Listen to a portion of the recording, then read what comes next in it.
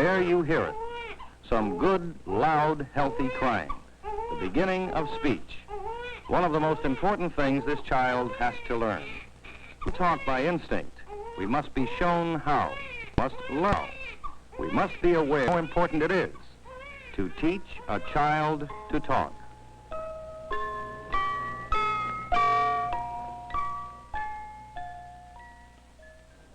Every parent, especially the mother, plays an important role in her baby's growth and development.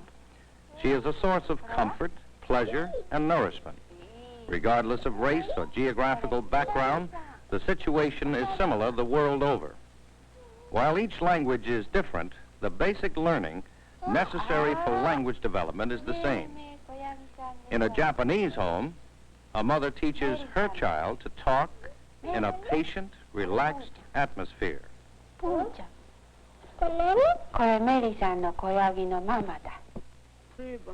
When her baby cries, an Indian mother instinctively quiets her baby in the same universal language known to all mothers, satisfying his need for warmth and security. Learning to talk clearly is a more difficult job than one might expect. Though most of us manage to learn this skill without too much trouble, often in spite of our parents, too many children do not. We as parents often forget how complicated speech and language is.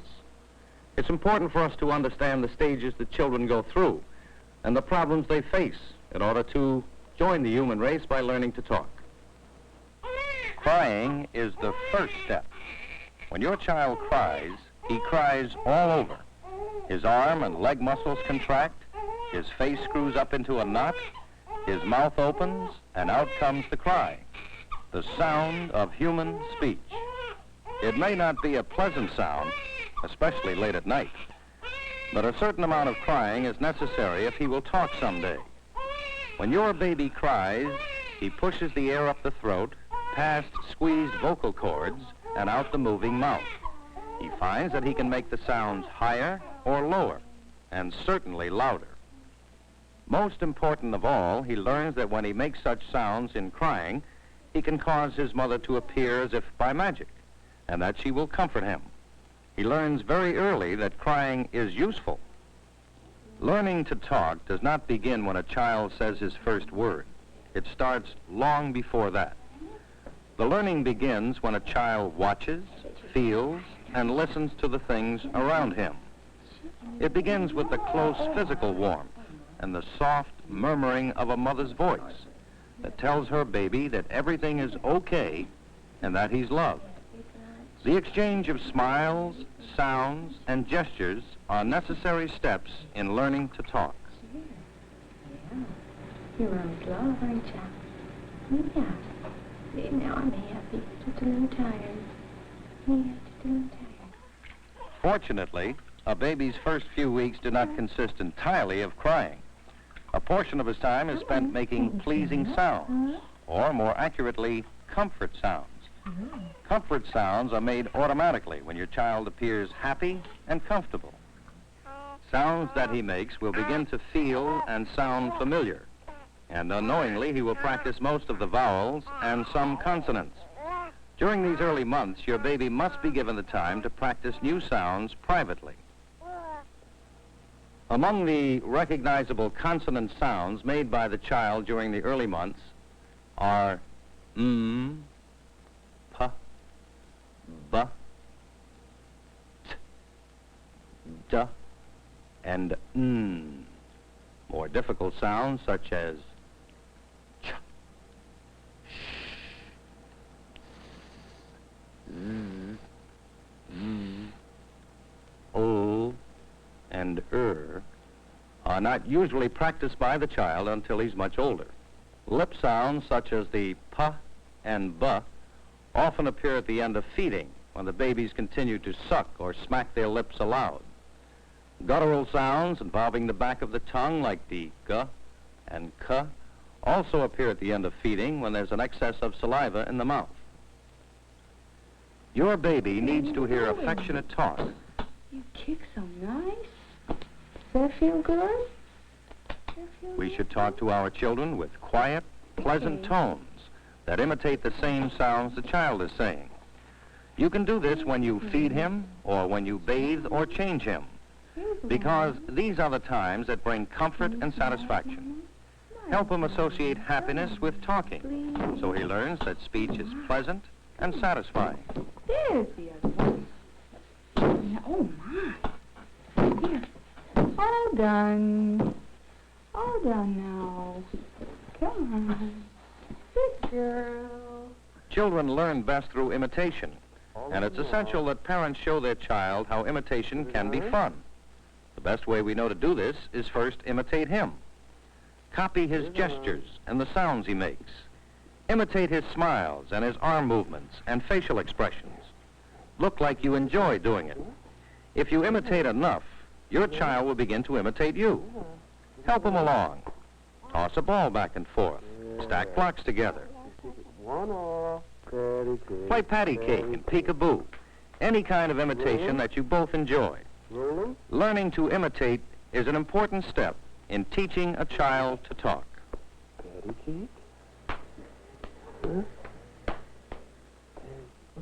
Most children understand words that other people say long before they are ready to use them. Should we take the kitty and go outside? Let's go get your coat. You go get your coat and hat, okay? And we'll go outside. Come on. Yeah. Go get your coat and we'll go outside.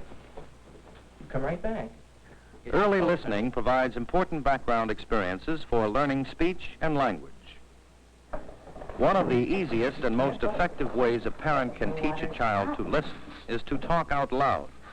Self-talk gives our children words to think with. Notice, the mother talks out loud, telling herself what she is seeing or doing or feeling. Scrub it real good. Get it clean. Scrub it. Put it in the sink. I found a plate. This self-talk is also important because it associates words with objects, words with activities, and words with emotions. And let's wash the plate. Scrub the plate. The suds. Do you like the suds? In the same way, parents should use some parallel talk. We should tell our children what they are doing, seeing, or feeling. Put the words in their ears at the very moment the things they represent are being experienced. Self-talk, then parallel talk, both should be very simple at first, then gradually become more complicated. Now zip up. Where's the zipper? Here's the zipper. There. Now put her cap on.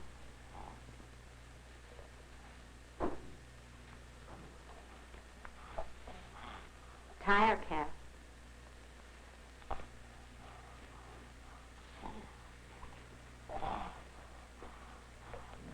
Now, let's see if we're ready. Our coat's on and our cap's on. Here, we're all ready. Let's use gesture all we can. It helps your baby understand that waving and saying bye-bye mean the same. Babies should act as they talk. They learn best by using a little body English. The child's first words could be those that have been combined with a gesture, like waving and saying bye-bye. The first meaningful word your child says might also be one that will help him get what he wants, such as cookie or calling mama. Here again, these first words are almost always repeated syllables with easy sounds. Your child will show more interest in varied surroundings and should be encouraged. Even after a child has said his first meaningful word, parents must continue to help him learn additional words. Here's some green pop. Do you want a drink? More. It's pop. Kool-Aid and yellow Kool-Aid.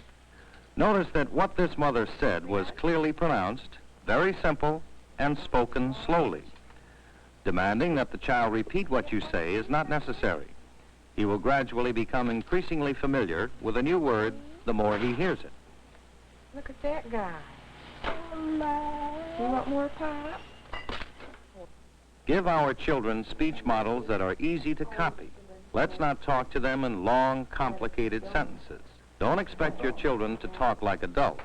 Take the pressure off. Let's not make them hesitant. We don't want them to stutter. What did you do this morning? Oh, Marty, tell Daddy what we did this morning. What did we do? Did you find a ball? Where did you find it? Outside? Oh, that's a nice ball. Mommy have it? Mommy have the ball? Thank you. I'll keep it for you. Marty, can you tell Daddy where we played? Did we play in the driveway with the rocks? Oh, did you get your hands all dirty? Did you? Let me see. Are they dirty now? No, they're clean now, huh? Because Mommy washed them for lunch. I was so glad. Don't expect children to learn sounds the hard way as they listen to rapid adult conversation. Gloria had just all these little So pups. wait a minute, and I you don't want half of one? Well, take whatever. Listen, you can have more than No, that. half of one. I don't need any more. Half. Half of one. Well, anyway, My Gloria weight, had you know, all I these have little this things power. to eat, and he's As babies grow, there is so much for them to learn. One of the things they have to learn is how to make each speech sound correctly. The years between 1 and 3 are very important for this learning. If your child does not know how to make a particular sound, like or make these sounds for him and let him see how each one is made. The best way to teach a little child how to produce a sound is for you to make that sound all by itself. Show your child that words are simply sounds put together in different ways. Play games which require him to listen for these sounds. For example, give him a direction to follow with one of the words broken apart, such as put on your shirt.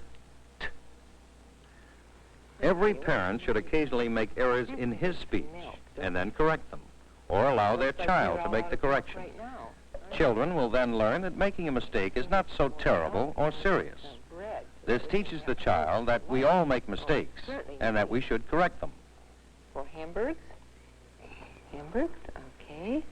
And we can use some Hamburg buns. Hamburg buns. And how about some lettuce? Lettuce.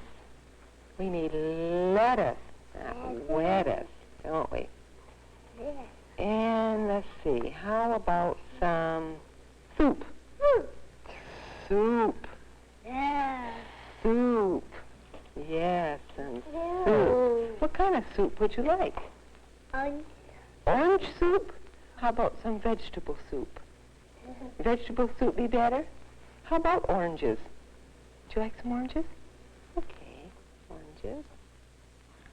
Ask your child to name the pictures of a familiar storybook. Encourage expression by asking him to tell you his version of a story. You don't have to read a story exactly as it was written. Some children's books are much too complicated. Choo-choo train. What's that? Nurse, the pig is sick, and there's the nurse. Pig go to bed. What's that? School bus. Rabbit. Always try to use simple, short phrases and sentences with your child to tell a story.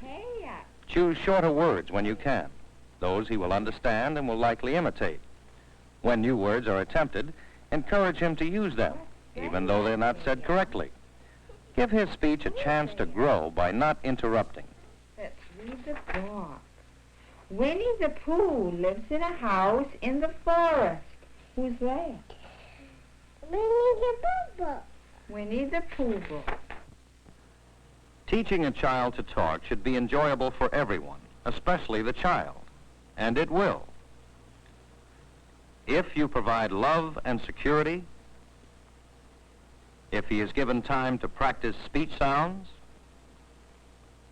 if you teach him to imitate gestures and actions along with speech and language, if he is not pressured to make all sounds correctly during the early years, if he is encouraged to use new words to get things, to communicate ideas, or direct other people.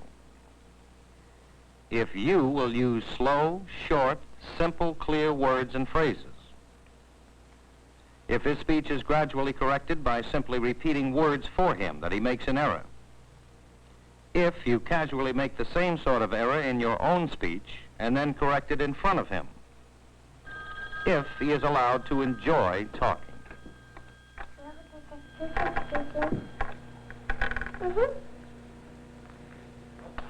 Yeah, fine.